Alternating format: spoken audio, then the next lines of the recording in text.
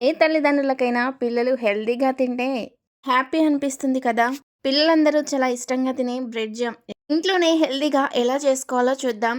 బీట్రూట్లని చక్కగా సైడ్‌లు కట్ చేసి నీట్‌గా వాష్ చేసుకొని కుక్కర్‌లో పెట్టుకొని ఒక 5 విజిల్స్ వరకు ఉడికించుకోవాలి.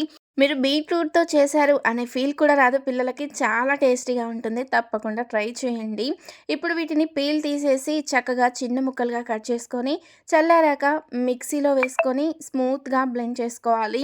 ఇది పేస్ట్ స్మూత్‌గా అయ్యాక స్టవ్ మీద పెట్టుకొని చక్కగా ఉడికించుకోవాలి.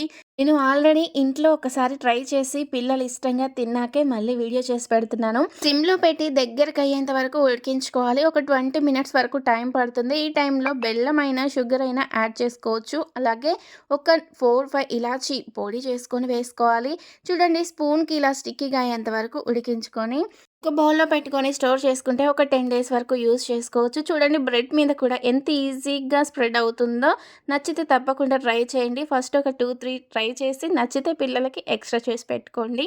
వీడియో నచ్చితే తప్పకుండా లైక్ చేసి ఫాలో కొట్టండి. ట్రై చేసి ఎలా ఉందో కామెంట్ చేయండి. Thank you.